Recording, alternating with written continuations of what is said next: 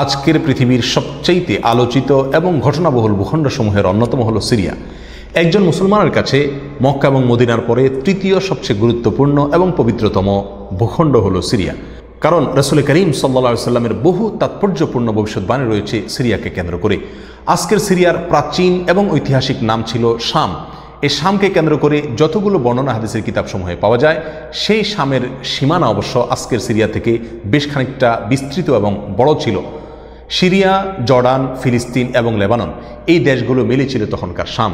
অবশ্য তখনকার শামের সবচেয়ে প্রধান এবং বড় অংশ যেহেতু আজকের সিরিয়ায়, সেই জন্য সিরিয়াকেই সাধারণত শাম বলা হয়।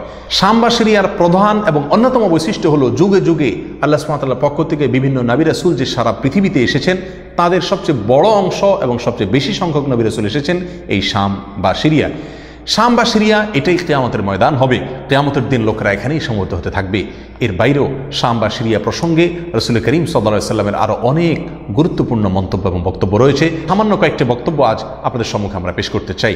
তার মধ্যে এক নম্বর হলো সহিহ বুখারীতে বর্ণিত হয়েছে, নবী আলাইহিস সালাতু ওয়াস সালাম বলেছেন, লা তাযালু তায়ফাতুম মিন উম্মতি মানসুরিন লা ইয়াদুররুহুম মান খাযালাহুম হাত্তা তাকুমাস সাআহ। অর্থাৎ আমার উম্মতের মধ্যে একটা বিশেষ শ্রেণী, বিশেষ কিছু লোক থাকবে, একটা দল থাকবে যারা সত্যের পক্ষে লড়াই করতে থাকবে, আল্লাহর সাহায্য তাদের সঙ্গে থাকবে এবং তারা এই সত্যের পক্ষের লড়াইকে অব্যাহত রাখবে কিয়ামত কায়েম হওয়া পর্যন্ত। তাদেরকে যারা পর্যদস্ত করতে চায়, অপমান করতে চায়, ক্ষতি করতে চায়, তাদের কেউই তাদের কোনো ক্ষতি করতে পারবে না। এই হাদিসে নবী আলাইহিস সালাম যে দলটির কথা বলেছেন, যারা সাহায্য প্রাপ্ত হবেন আল্লাহর পক্ষ থেকে এবং যারা অটল অবিচল থাকবেন সত্যের উপরে কিয়ামত পর্যন্ত, যাদেরকে কেউ অপদস্থ করতে পারবে না, সেই দলটি কারা এবং তাদের অবস্থান কোথায় হবে, এই প্রসঙ্গে সহিহ বুখারীতে নবী আলাইহিস সালামের একাধিক সাহাবায়ে কেরামের মন্তব্য রয়েছে, যারা বলেছেন যে এখানে যে দলটির কথা বলা হয়েছে তারা হলেন সিরিয়ায় অবস্থানকারী হবেন এবং এটা হবে কিয়ামতের ঠিক আগ মুহূর্তে। তাবরানীর এক বর্ণনা, নবী আলাইহিস সালাম নিজেও বলেছেন আল্লাহ সাহায্যপ্রাপ্ত সেই দলটি থাকবে সিরিয়ায় বা শামে।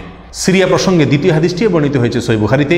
বিখ্যাত সাহাবী আব্দুল্লাহ ইবনে ওমর রাদিয়াল্লাহু তাআলা আনহু বলেছেন, রাসূল করিম সাল্লাল্লাহু আলাইহি ওয়াসাল্লাম ইরশাদ করেছেন, আল্লাহুম্মা বারিক লানা ফি শামিনা ওয়াফি ইয়ামানিনা, অর্থাৎ আল্লাহ আমাদের সিরিয়ায়, আমাদের ইয়ামানে আপনি বরকত দান করুন। এই কথা বলার পরে উপস্থিত লোকেরা বলল, ইয়া রাসূলুল্লাহ ওয়াফি নাজদিনা, আমাদের নজদেও আল্লাহ বরকত দান করুন, সেই দোয়া করুন আপনি। নবী আলাইহিস সালাম তাদের কথায় কর্ণপাত না করে আবারও বললেন, আল্লাহুম্মা বারিক লানা ফি শামিনা ওয়াফি ইয়ামানিনা। লোকেরা আবারও বললেন ওয়াফি নাজদিনা, আমাদের নজদেও। নবী আলাইহিস সালাম তখনও একই কথার পুনরাবৃত্তি করলেন এবং পরিশেষে বললেন, নাজদ সেই জায়গায় তো ফেতনা ফাসাদ হবে, সেখানে তো হত্যা মারামারি খুনাখুনি হবে, সেখানে তো ভূমিকম্প দেখা দিবে এবং সেখান থেকে তো শয়তানের শিং উত্থিত হবে, সেখান থেকে তো শয়তানের শিংয়ের আবির্ভাব ঘটবে, বের হবে। এখানে নাজদ বলতে কোন এলাকাকে বোঝানো হয়েছে, এই প্রসঙ্গে মুহাদ্দিসিনে কেরামের বেশিরভাগের মন্তব্য হলো নাজদ বলতে ইরাককে বোঝানো হয়েছে। নাজদ বলা হয় উঁচু অঞ্চলকে, আরবের বিভিন্ন অঞ্চলকে নাজদ বলা হয়। হেজাজ এটাকেও নাজদ বলা হয়, যেটা সৌদি আরবের ভিতরে, আর ইরাককেও নাজদ বলা হয়। সহিহ বুখারীর বিশ্ববিখ্যাত ব্যাখ্যাতা আল্লামা কিরমানী রাহমাহুল্লাহ এবং আল্লামা খাত্তাবী রাহমাহুল্লাহ এবং আল্লামা ইবনে আব্দুল বার রাহমাহুল্লাহ সহ অনেক বড় বড় মুহাদ্দিসিনে কেরাম এবং হাদিসবিদগণ মন্তব্য করেছেন যে হাদিসের শেষ অংশে নবী আলাইহিস সালাম যে নাজদ প্রসঙ্গে মন্তব্য করেছেন, সেখানে নাজদ বলতে ইরাককে বোঝানো হয়েছে। হাদিসের সবচেয়ে বড় সমাহার কানজুল উম্মালে আবু নাঈমে বর্ণিত নবী আলাইহিস সালামের এক হাদিসে পরিষ্কারভাবে নবী আলাইহিস সালাম নিজেই বলে দিয়েছেন এখানে নাজদ বলতে ইরাককে বোঝানো হয়েছে।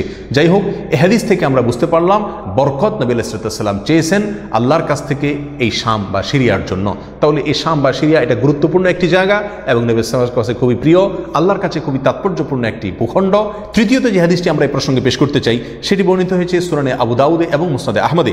নবী আলাইহিস সালাম থেকে বর্ণনা করেছেন আব্দুল্লাহ ইবনে হাওয়ালা রাদিয়াল্লাহু তাআলা আনহু, তিনি বলেন যে রাসূল করিম সাল্লাল্লাহু আলাইহি ওয়াসাল্লাম আমাকে বলেছেন, দেখো যখন তুমি দেখবে যে খেলাফত পবিত্র ভূমিতে অবতরণ করেছে, নেমেছে, এসেছে, প্রতিষ্ঠিত হয়েছে, তখন তুমি ধরে নিবে যে কিয়ামত খুবই সন্নিকটে এসে গেছে। এ হাদিসে নবী আলাইহিস সালাম পবিত্র ভূমিতে যে খেলাফত অবতরণ করলে কিয়ামত নিকটবর্তী এটা বোঝা যাবে বলেছেন। এখানে পবিত্র ভূমি বলতে তিনি কি বুঝিয়েছেন, এই ব্যাখ্যা প্রসঙ্গে প্রায় সকল মুহাদ্দিসিনে কেরামের অভিমত হলো নবী আলাইহিস সালাম এখানে সিরিয়াকে বুঝিয়েছেন।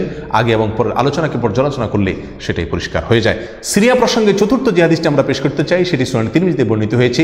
সেই হাদিস থেকে বোঝা যায় নবী আলাইহিস সালাম সিরিয়াকে গোটা মুসলিম বিশ্বের জন্য হৃৎপিণ্ড হিসেবে অভিহিত করেছেন, মন্তব্য করেছেন। তিনি বলেছেন, সিরিয়ার লোকেরা যখন খারাপ হয়ে যাবে, মন্দ এবং খারাপ দিক যখন সিরিয়ার লোকদেরকে গ্রাস করবে, ছেয়ে যাবে, তখন তোমরা ধরে নিবে পৃথিবীর কোনো জায়গায় আর কোনো ভূখণ্ডে মুসলমানদের মধ্যে আর কোনো কল্যাণ অবশিষ্ট নেই। অর্থাৎ হৃৎপিণ্ডের মতো সিরিয়ার মানুষের মধ্যে যখন পছন্দ ধরবে, তখন গোটা দেহে, গোটা মুসলিম বিশ্বের মধ্যেই পচন তার আগেই ধরে গেছে, এটা পরিষ্কারভাবে বোঝা যাবে। এ হাদিস থেকেও সিরিয়া অত্যন্ত গুরুত্বপূর্ণ ভূখণ্ড, সেটা পরিষ্কারভাবে আমরা বুঝতে পারি। সিরিয়া প্রসঙ্গে 5 নম্বর হাদিসটি বর্ণনা করেছেন আবু হুরায়রা রাদিয়াল্লাহু তাআলা আনহু, আর এটি বর্ণিত হয়েছে সুনান ইবনে মাজাহ। নবী আলাইহিস সালাম বলেছেন, একটা সময় আসবে যখন গোটা বিশ্বে বড় বড় যুদ্ধ বিগ্রহ সংগঠিত হবে, বিশ্বজুড়ে যখন বড় বড় যুদ্ধ দেখা দিবে, তখন মাওয়ালিদের অর্থাৎ নওমুসলিমদের একটি দল আল্লাহর পক্ষে, সত্যের পক্ষে, আল্লাহর দ্বীনের জন্য লড়াই করতে থাকবে, এবং তখনকার আধুনিক যত অস্ত্রশস্ত্র এগুলিতে তারা সজ্জিত থাকবেন এবং সত্যের পক্ষে লড়াই করতে থাকবেন। তাহলে চরম সংকটময় পরিস্থিতিতে আল্লাহ সুবহানাহু ওয়া তাআলার একটা বিশেষ সাহায্য এবং অনুগ্রহ আমরা দেখতে পাচ্ছি, আর সেটা অবতীর্ণ হবে, সেটা নাজিল হবে এই সিরিয়ার দামেস্ক নামক শহরে। নাম্বার 6, সিরিয়া প্রসঙ্গে নবী আলাইহিস সালামের আরেকটি তাৎপর্যপূর্ণ ভবিষ্যদ্বাণী রয়েছে, যেটি বর্ণিত হয়েছে সহিহ মুসলিমে। বর্ণনা করেছেন সাহাবী নওয়াস ইবনে সুমআন রাদিয়াল্লাহু তাআলা আনহু। তিনি বলেছেন, নবী আলাইহিস সালাম একবার দাজ্জাল প্রসঙ্গে দীর্ঘ এবং বিশদ আলোচনা করলেন। একটা পর্যায়ে এসে তিনি বললেন, কিয়ামতের পূর্বে আল্লাহর নবী ঈসা আলাইহিস সালাম যে আসমান থেকে অবতরণ করবেন পৃথিবীতে, তিনি অবতরণ করবেন মূলত সিরিয়ার দামেস্ক নামক শহরের, বর্তমান যে রাজধানী সে দামেস্ক শহরের পূর্ব অঞ্চলের একটি উঁচু এবং সাদা মিনারায় তিনি অবতরণ করে দুনিয়াতে আসবেন।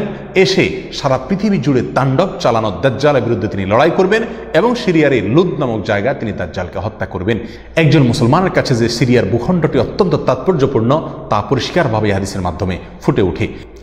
নাম্বার 7, তিরমিজি বর্ণিত এক হাদিসে আসছেন, নবী আলাইহিস সালাম ইরশাদ করেছেন, কিয়ামতের পূর্বে ইয়েমেনের হাজরামাউত নামক শহরে সেখানে আগ্নোৎপাত দেখা দিবে, আগ্নেয়গিরি দেখা দিবে এবং সে আগুন মানুষকে ধাওয়া করতে থাকবে।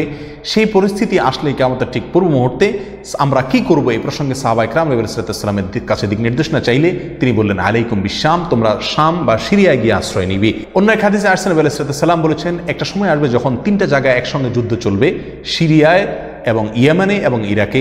একজন সাহাবী প্রশ্ন করলেন, ইয়া রাসূলুল্লাহ, আমাকে ওই সময় আপনি কোন পক্ষের হয়ে লড়াই করার জন্য নির্দেশ করবেন? নবী আলাইহিস সালাম বলেছেন, তুমি শামের হয়ে অর্থাৎ সিরিয়ার হয়ে তুমি লড়াই করবে, আর যদি সিরিয়া হয়ে লড়াই করার সামর্থ্য তোমার না থাকে তাহলে ইয়েমেনের পক্ষ তুমি অবলম্বন করবে। এই হাদিসে একেবারে পরিষ্কারভাবে সিরিয়ার গুরুত্ব এবং তাৎপর্য আমাদের কাছে ফুটিয়ে তুলছে।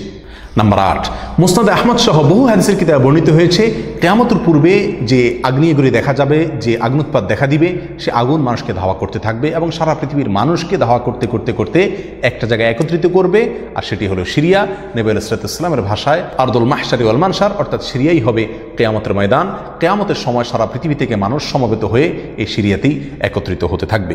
নাম্বার 9, নবী আলাইহিস সালাম আরেক হাদিসে বলেছেন, মালায়েকাতুল্লাহি বাসিতু আজনিহাতাহুম আলা শাম, আল্লাহর ফেরেশতাগণ সিরিয়ার উপরে তাদের ডানাকে ছেয়ে আছেন অথবা ছেয়ে থাকবেন। এই হাদিস থেকেও শাম বা সিরিয়ার গুরুত্ব করে পরিষ্কারভাবে ফুটে ওঠে। নাম্বার 10, এক হাদিসে আসছেন, নবী আলাইহিস সালাম তার এক স্বপ্নের বিবরণ দিতে গিয়ে বলছেন যে, আমি একবার শুয়েছিলাম, দেখলাম আমার মাথার নিচ থেকে আল্লাহর কিতাবকে ছিনিয়ে নিয়ে যাওয়া হলো, এবং সেটাকে যখন নিয়ে যাওয়া হচ্ছে আমি তাকিয়ে থাকলাম কোথায় নিয়ে যাওয়া হচ্ছে। দেখলাম যে একটা আলোক রশ্মি চলে যাচ্ছে এবং যেতে যেতে সিরিয়ার ভূমি পর্যন্ত সেটা চলে গেল এবং সেখানে গিয়ে অবতরণ করলো। এরপর নবী আলাইহিস সালাম বললেন, আলা ইন্নাল ঈমানা ইযা ওয়াকাআতিল ফিতানু বিশাম, অর্থাৎ যখন সারা পৃথিবীতে ফিতনা ফাসাদ ছেয়ে যাবে তখন ঈমানের ঠিকানা হবে সিরিয়ায়, আর ঈমানদারদের আশ্রয়স্থল হবে, শেষ ভরসা হবে সিরিয়া। সম্মানিত ভাই বন্ধুগণ, এই হাদিসগুলো থেকে পরিষ্কারভাবে ফুটে উঠলো যে মক্কা মদিনার চাইতেও ঘটনাবহুল হবে কিয়ামতের পূর্ব মুহূর্তে শাম বা সিরিয়া নামক ভূখণ্ড।